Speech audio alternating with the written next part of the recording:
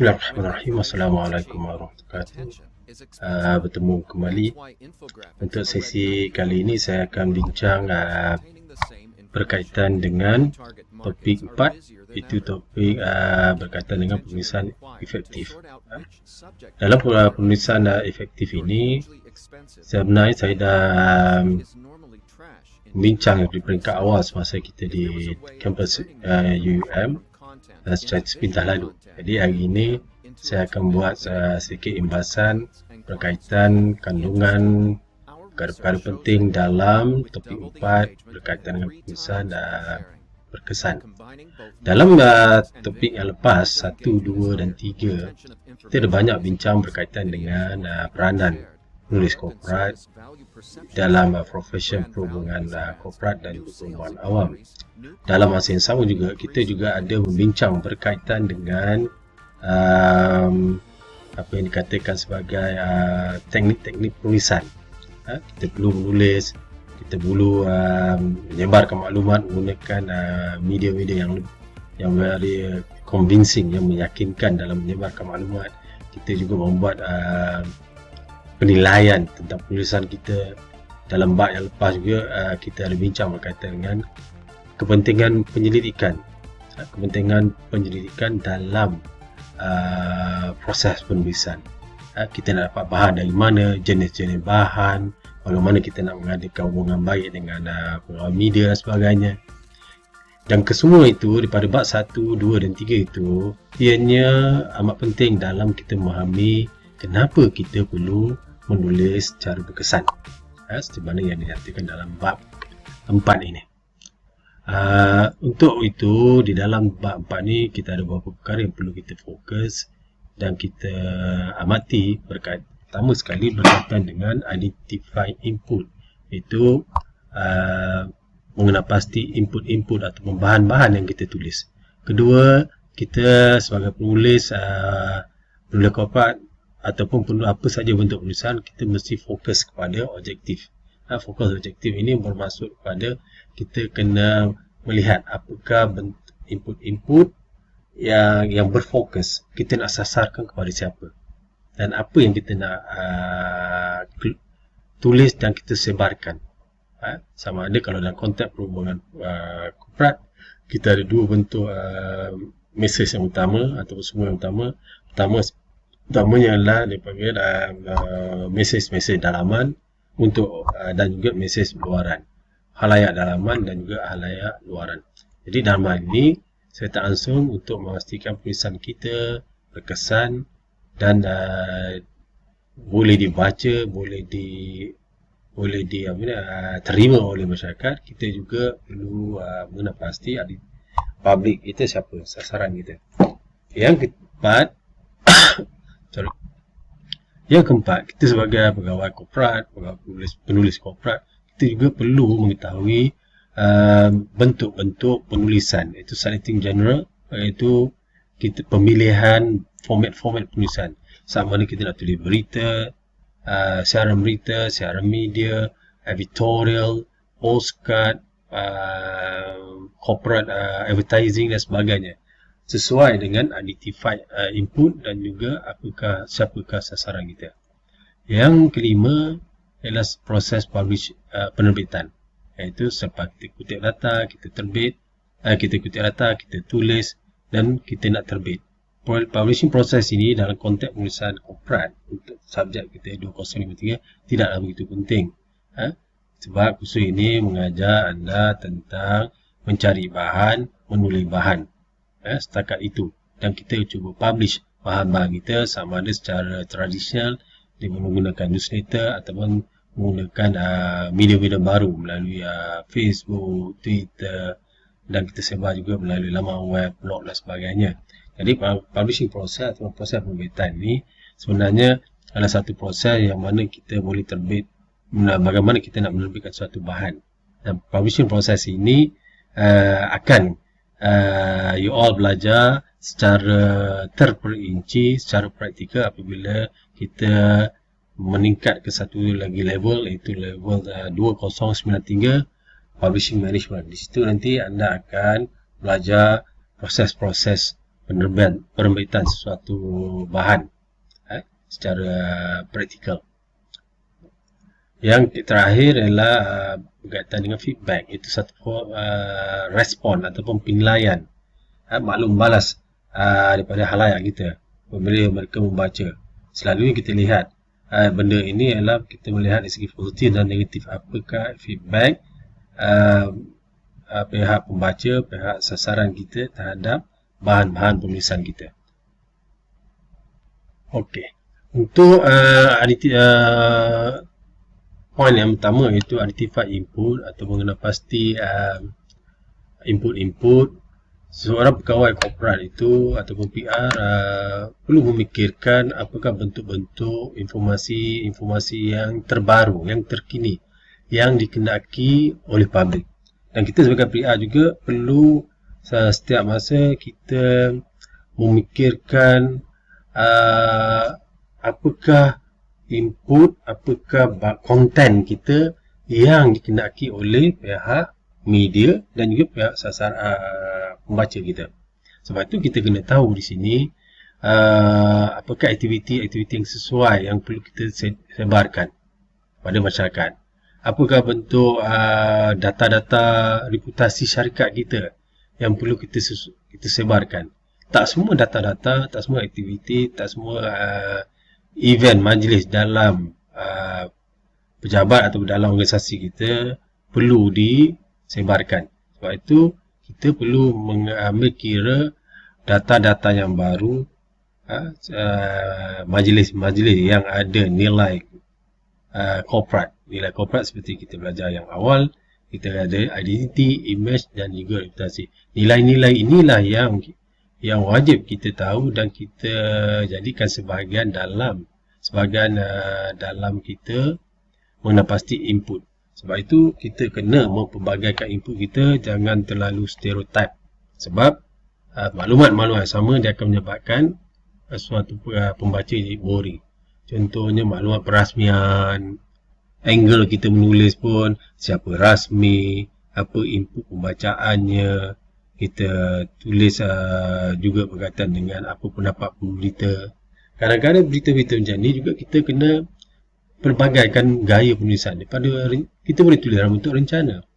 Kita boleh buat dalam bentuk photojournalism. Ada gambar, tulis 2-3 ayat di bawahnya, caption dia, dan itu juga merupakan satu teknik yang mudah dan juga mudah dibaca dan lebih menarik berbanding dengan berita atau rencana berita yang memerlukan satu masa dan juga knowledge untuk membaca. Lebih bagi kalau bahan kita mempunyai perkara-perkara teknikal. Sebab itu kita dalam identify input, sebelum kita menulis, kita perlu mengenal pasti siapa sasaran kita. Okay. Yang kedua kita lihat, kita dalam konteks mengenal pasti input, kita mesti mengambil kira kesesuaian dan juga kepentingan bahan-bahan ataupun isu-isu yang kita nak bangkit pada publik. Kadang untuk publik, kita sebarkan maklumat-maklumat berkaitan reputasi. Contohnya UUM mencapai pengiktirafan di peringkat antarabangsa. UUM menerima anugerah di peringkat United Nations contohnya. Mana input-input ini wajib ataupun harus kita sebarkan di khalayak ramai sebab ini merupakan input-input yang mempunyai nilai yang cukup tinggi dari sudut image korporat UUM. Namun begitu, kalau kita lihat dari sudut input-input yang kata nilai dia kecil, contohnya majlis perasmian sukan Sukom. Sukom UUM 2020 dirasmikan oleh kata TNC. Itu hanyalah berita-berita dalaman sesuai untuk publication dalaman ataupun sebaran dalaman. Tapi untuk luaran ini tidak sesuai sebab banyak lagi berita-berita sukan yang lebih menarik daripada sukan Sukom UUM. So dekat sini kita juga kena lihat siapa pembaca kita. Good input will relate with the audience. Sebab tu audience ni penting. Siapa pembaca kita? Adakah pembaca kita orang korporat? Adakah pembaca kita pihak yang berkepentingan dengan kita? Contohnya pihak IPT, pihak KPT, ataupun stakeholder kita, ibu bapa kita, pihak industri, dan mereka memerlukan bahan-bahan yang relevan dengan keperluan mereka. Contoh pihak industri perlu tahu tentang pencapaian UMM. Pihak KPT perlu tahu apa kita panggil pengiktirafan yang diterima oleh UMM. Jadi di sinilah yang kita katakan input untuk pihak luar dalaman dan pihak luar dia berbeza. Sebab tu kita sebagai penulis kena identify input dan juga cuba sasarkan ke mana perginya input tersebut, ke mana akan pergi input tersebut. Seterusnya kita lihat dalam proses identity mengenal pasti input ini, kita tidak boleh lupa juga tentang kepelbagaian publik kita. Seperti sebut tadi, kita ada network, industry network, kita ada stakeholder, kita ada staff. Jadi dalam hal ini apabila kita mengenal pasti input, kita juga secara langsung mesti mengenal pasti siapakah audien kita. Sebab mereka yang akan baca, mereka akan nilai, dan mereka yang akan meletakkan nilai-nilai, identiti, reputasi dan juga image korporat itu berdasarkan bahan bacaan. Sama ada mereka baca berita, mereka baca rencana berita, mereka baca iklan. Mereka inilah, publik inilah yang akan mendapat satu gambaran sama ada positif atau negatif, ataupun yang kita katakan meletakkan image kita, identiti kita di atas atau di bawah. So, untuk mengenal pasti siapa sasaran kita dan juga kesesuaian bahan tersebut dan gaya penulisan kita juga penting. Kita melihat bagaimana bahan-bahan kita tadi ditulis, disebarkan, nilainya dipanggil gaya penulisannya sesuai dengan pihak publik. Sebab tu kita lihat nombor 4 ni, PR should know better about the topic that they write. Jadi PR tahu, atau pegawai korporat kena tahu, kena well-versed, kena peka kepada persekitaran. Kalau kita lihat dalam zaman sekarang, waktu sekarang ialah berkaitan dengan wabak COVID-19. Jadi sebagai pegawai perhubungan korporat, pegawai penulis, kita kena tulis berkaitan dengan bagaimana pihak universiti engage ataupun memberi satu khidmat kepada Kementerian Kesihatan contohnya.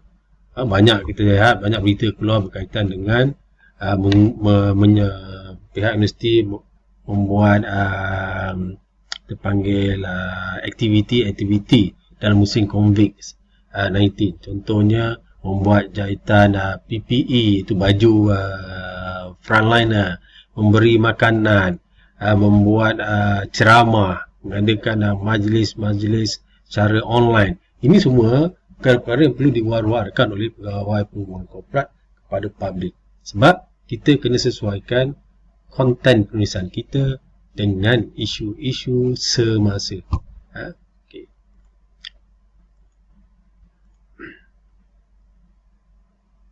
Kemudian kita perlu juga mengambil kira bahawa setiap input itu dia perlu ada kesahihan dan ketepatan. Sebab itu dalam hal ini ada fakta-fakta yang perlu kita rujuk kepada pihak yang berautoriti. Contohnya fakta berkaitan dengan COVID-19.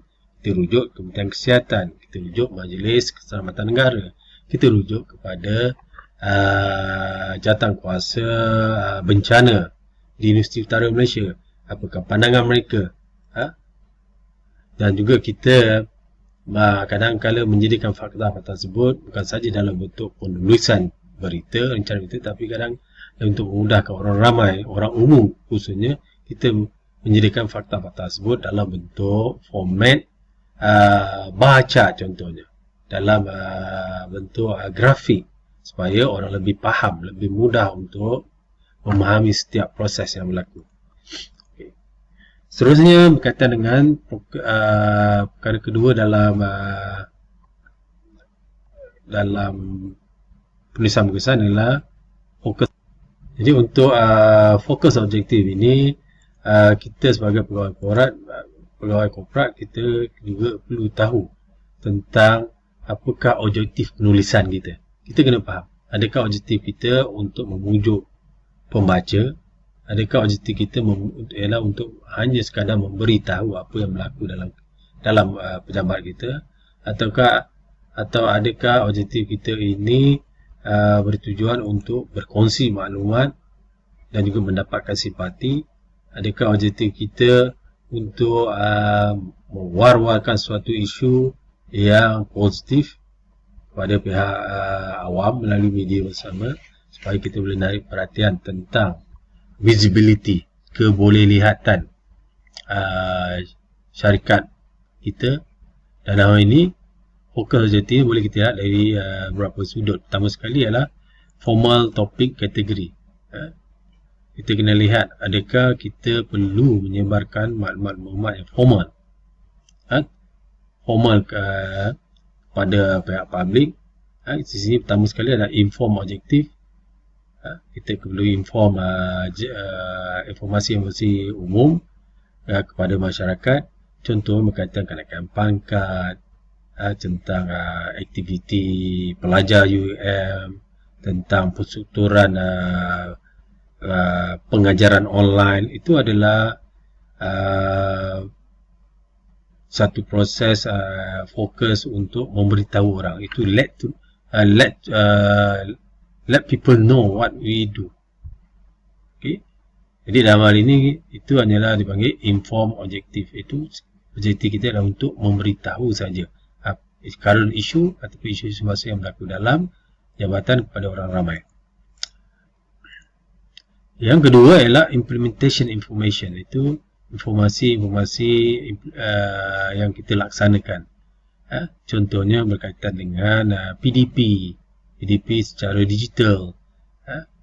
Bagaimana proses itu berlaku, bagaimana proses pengajaran digital, bagaimana capaian pelajar, capaian UM, apakah strategi pembelajaran digital yang dilakukan oleh UM, adakah dia bersesuaian.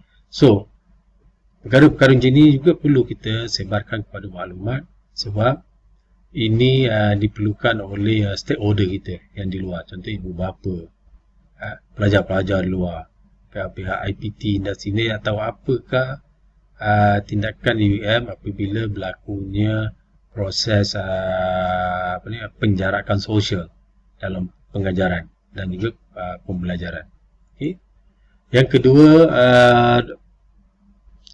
masyarakat sebenarnya dia apabila mendapat maklumat, masyarakat tidak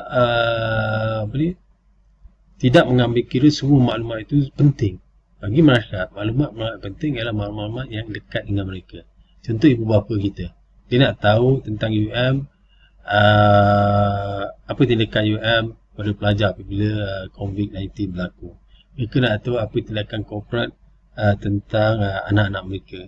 Jadi dalam kata lain, kita sebagai penulis kena tulis apa saja aktiviti atau isu-isu yang berlaku dalam korporat kita. So that means kita kena tulis all about our situation, supaya kita dapat memberitahu masyarakat tentang perkara-perkara yang sedang kita hadapi dan strategi untuk kita atasi. Okay. Kemudian tadi kita lihat objektif pertama adalah to inform. Sekarang objektif adalah to persuade. Persuasion topic. Bahan-bahan yang kita keluarkan, bahan-bahan yang kita tulis, adakah ianya bersifat persuasif? PR to try to persuade audience. Bagaimana dia nak persuade audience? Ialah melalui bahan-bahan tulisan, contoh melalui poster, melalui video, melalui klip-klip video yang disebarkan di YouTube, Instagram, Facebook, atau melalui postcard. Jadi, pegawai peluang korporat ini, mereka memerlukan suatu dipanggil maklumat cepat kepada audiens untuk memastikan proses persuasi itu berlaku. Contohnya kalau kita keluarkan satu iklan, berkaitan dengan strategi UM atasi penjarakan sosial. Jadi kita keluarkan gambar-gambar student, video klip. Jadi dengan zaman media sosial sekarang, kita lihat orang cepat untuk bagi feedback. Sebab tu kita lihat sini, a successful writing is a writing that show how many people agree with the suggestion. Sebab tu bila kita masuk dalam Facebook, kita masuk dalam Twitter, dalam laman web, banyak feedback atau reply atau share yang dibuat oleh audience, dan kecepatan feedback ini sama ada positif atau negatif, dia akan memberi indikator sejauh mana kita sebagai penulis korporat apabila mengeluarkan bahan, kita sebenarnya menarik attract feedback atau maklum balas daripada khalayak tadi. Sebab tu kadang kita tulis adalah untuk mengubah pemikiran masyarakat ataupun audience kita. Okay. Yang ketiga adalah identify the audience. Okay. Identify the audience ini adalah kita kena pasti siapa public. Seterusnya dalam poin 1, 2, 3 kita banyak bincang tentang khalayak. Siapa khalayak kita? Adakah khalayak kita ada hubungan dengan kita? Hubungan dari segi industri, hubungan kita panggil customer, client, pelanggan kita, stakeholder kita. Adakah kita terikat disebabkan perkhidmatan kita dengan UM, dengan IPT, KPT yang lain, atau syarikat-syarikat lain. So, kita kena understand who is the target audience. Siapa target audience kita? Adakah mereka ni bertalian rapat dengan UM? So, hubungan kita dengan khalayak kita cukup penting. Itu untuk memastikan bahan-bahan yang kita sebarkan sesuai dengan keperluan audience. So, selain daripada kita sebar, kita juga perlukan feedback daripada audience kita. Audience ini kalau dalam konteks UM ni, kita banyak perspektif, banyak kita dimensi audience. Contohnya industri, government, KPT, swasta, syarikat-syarikat besar, ibu bapa kita, masyarakat secara umum. Ini ada audience kita. Kita perlukan feedback mereka apabila mereka membaca berita kita, pencapaian kita, kita punya aktiviti, apakah feedback mereka tentang kekukuhan organisasi kita. Dan ini akan memberi impact positif pada UM itu sendiri, pada syarikat. Audience normally did not like general speech. Maksud di sini adalah masyarakat umum apabila baca berita, baca rancangan berita, mereka tidak berminat kepada perkara-perkara yang kata yang normal, yang biasa. Dia perlukan suatu berita yang kata upstanding, berita-berita yang kita panggil baru, berita-berita yang kata teruja, meningkatkan keterujaan, berita-berita yang menunjukkan tentang hal kemanusiaan, berita-berita berkaitan dengan kata kejayaan. Itu dia tidak. Yang itu yang selalu pihak audien akan rasa terpanggil untuk memberi feedback yang positif dan kepada pihak korporat. Siapa audien ni saya terang tadi? Audien kita adalah siapa saja yang di luar dalam konteks perkhidmatan UEM sebagai institusi pendidikan tinggi. Masyarakat ini adalah audien kita yang utama. Sebab mereka adalah kita stakeholder. Mereka ni bakal menghantar anak mereka masuk ke dalam UM, dan mereka ini juga adalah yang akan memberi status positif atau negatif kepada universiti-universiti yang ada.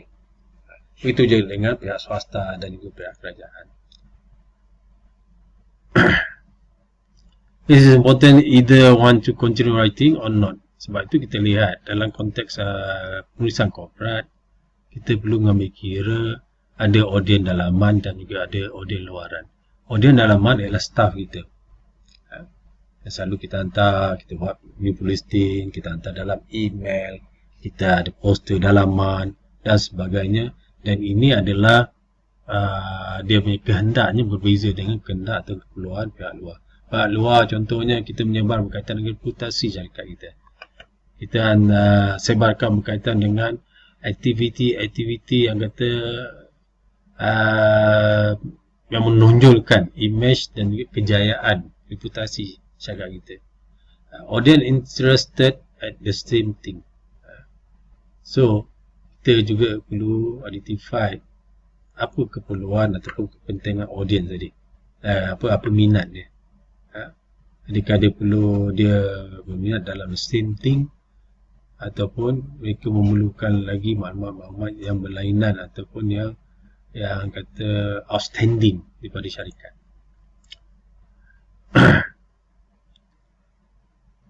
Sebab itu dalam kita mengenal pasti input, mengenal pasti audience, objektif, kita tidak boleh lari dari aspek fokus kepada isu-isu ataupun strategi pemilihan channel, saluran. Pemilihan audience, isu, kandungan isu dan juga strategi pemilihan channel ataupun saluran media ini cukup penting. Sebab dalam zaman sekarang kita lihat saluran-saluran media yang mendapat sambutan di luar organisasi kita adalah saluran-saluran media sosial. Sebab itu sekarang kebanyakan dan boleh katakan hampir semua syarikat-syarikat korporat maupun universiti UM itu sendiri sudah bertungku lumus untuk mengguna pakai dan juga kemas kini kemahiran penggunaan ICT media baru, contohnya IGTV, Twitter, Facebook, dan seperti juga kita alami dalam musim wabak COVID-19 ni melalui Webex, Zoom, Meet, macam-macam, banyaklah teknologi yang diguna pakai untuk menyebarkan maklumat korporat. Secara tak langsung, secara umum kita lihat di sini, sebagai korporat itu sepatutnya tahu siapa audien dia, di mana mereka nak edarkan maklumat-maklumat kepada audien mereka, what kind of media yang suitable untuk sebarkan maklumat, apakah maklumat yang perlu disebarkan dari semasa ke semasa, apakah maklumat-maklumat yang tidak perlu disebarkan, dan juga secara tak langsung PR juga perlu meningkatkan writing skill ataupun kemahiran penulisan dari masa ke semasa tanpa meninggalkan kemahiran fundamental penulisan korporat, iaitu penulisan kewartawanan 5W1H. Itu adalah fundamental.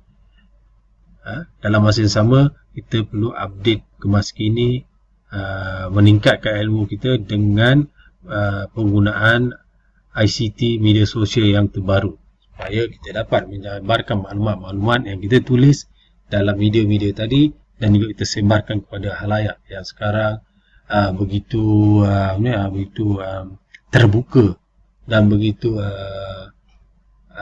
teruja menggunakan media sosial seperti IGTV, Facebook Live, Instagram Live, macam-macam. Dan kita sebagai pegawai korporat, kita perlu masuk dalam dunia media baru ini agar kita dapat menyebar maklumat lebih cepat dan lebih berkesan. Okay. Audien, kita tahu audien ni dia homogeni attitude, dari segi kelakuan, behavior, kehendak dia, adat dia, norms dia, budaya. Jadi saya tak langsung analisis audien perlu dibuat oleh pihak perhubungan korporat. Analisis audien dalaman ataupun audien luaran, agar bahan-bahan yang mereka sediakan untuk pembacaan ataupun penyebaran maklumat secara umum, contohnya surat khabar ataupun yang tersasar maksudnya news bulletin, blog dan sebagainya, ianya perlulah menepati dengan demografi audiens tadi.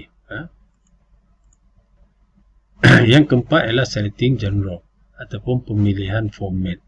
Kita dah tentukan kontennya, kita dah tahu strategi medianya, kita dah dapat mengenal pasti proses nak bertulis.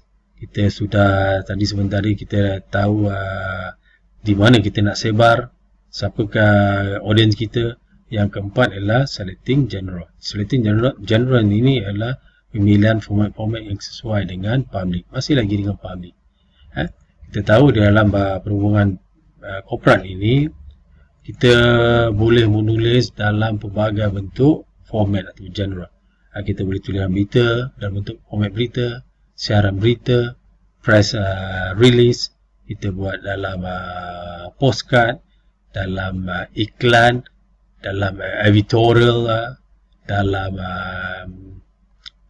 media-media baru, IGTV dan sebagainya. Jadi secara langsung kita mesti bijak menulis bahan-bahan dalam format dan juga di manakah bahan tersebut nak disebarkan. So we can get from where? Dari mana kita boleh dapat bahan tersebut? Ialah pertama sekali kita dah bincang yang peringkat awal, kita ada beberapa sumber data, data premier dan juga data sekunder. Data premier boleh datang daripada data interview, data majlis-majlis, data yang kita daripada diskusi. Begitu juga dengan data-data daripada proses kita membuat penyelidikan. Itu dikenali sebagai data-data premier, data utama.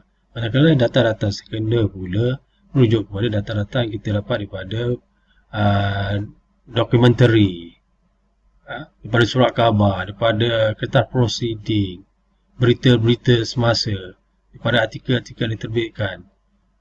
Ini adalah data-data secondary. Jadi pemilihan format juga sangat penting apabila kita nak menulis sesuatu bahan semasa ataupun bahan-bahan yang tertangguh. Semasa ini berita-berita. Berita-berita ini kebanyakan berita-berita ataupun dipanggil event reporting, kebanyakan adalah datang daripada data-data primer. Lalu ada majlis, kita pergi interview dan kita tulis. Nampak dia event. Tapi data-data ataupun maklumat-maklumat tertangguh selalu dalam bentuk rencana berita.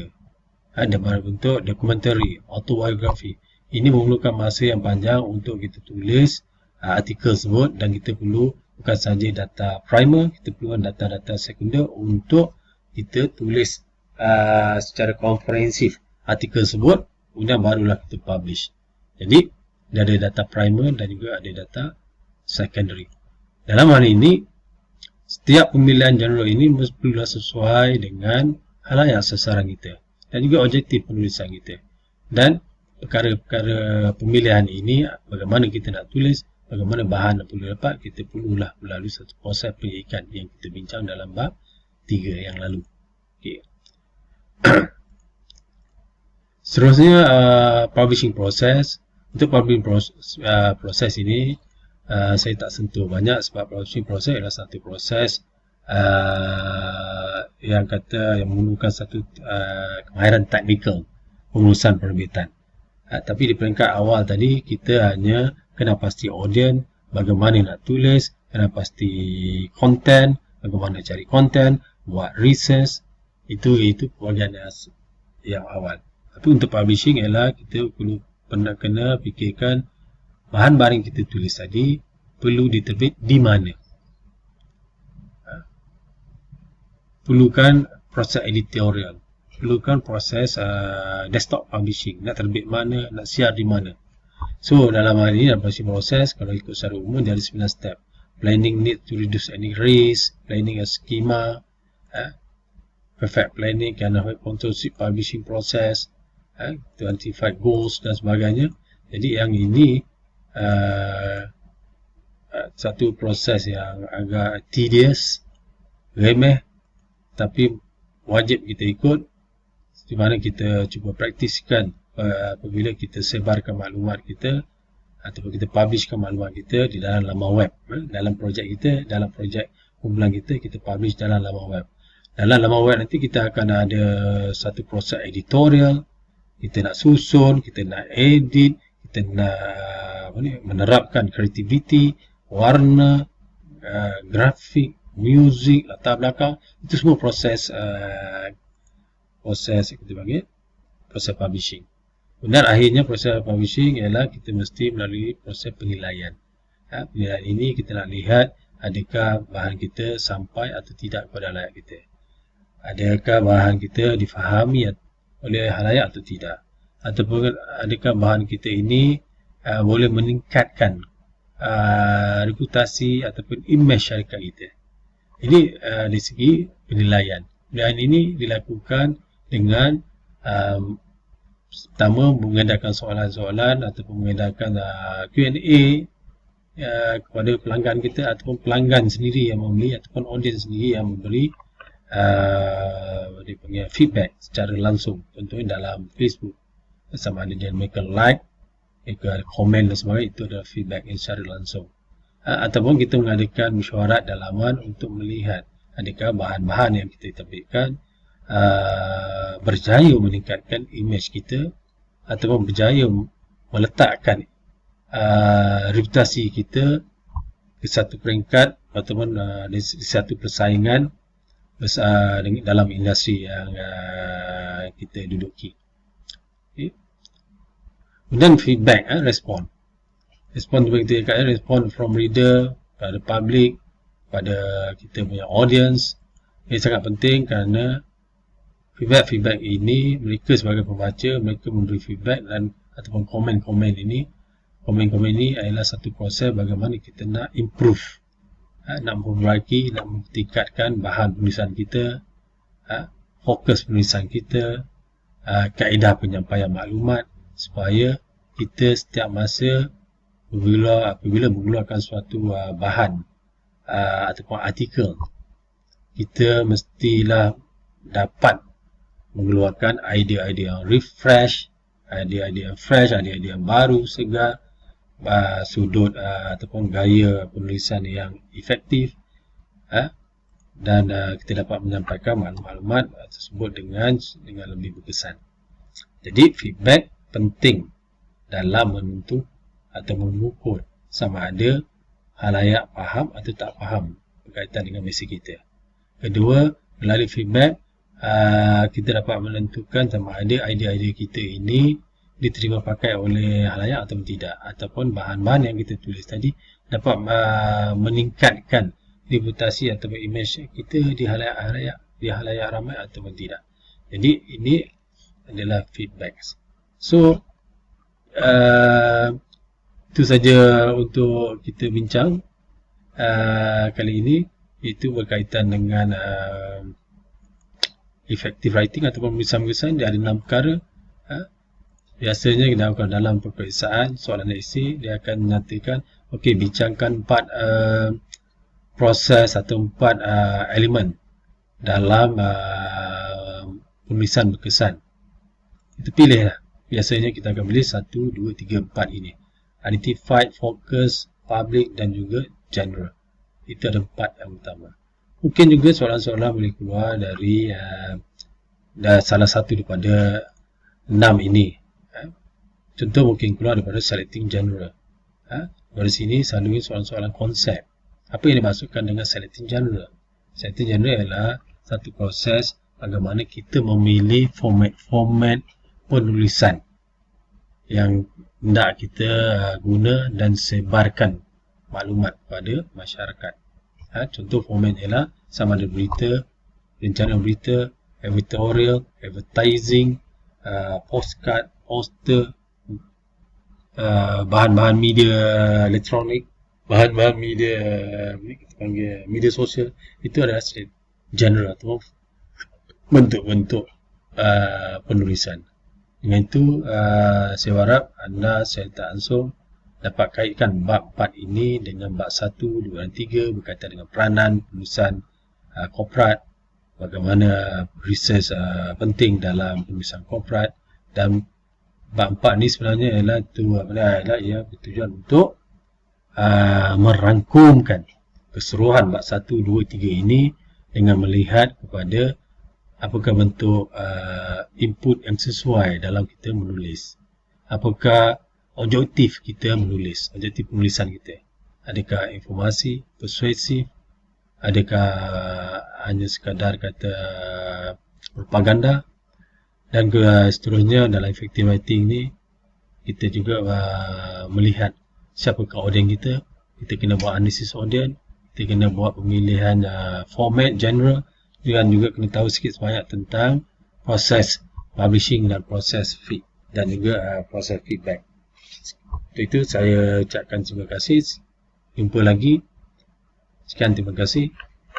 Assalamualaikum warahmatullahi wabarakatuh.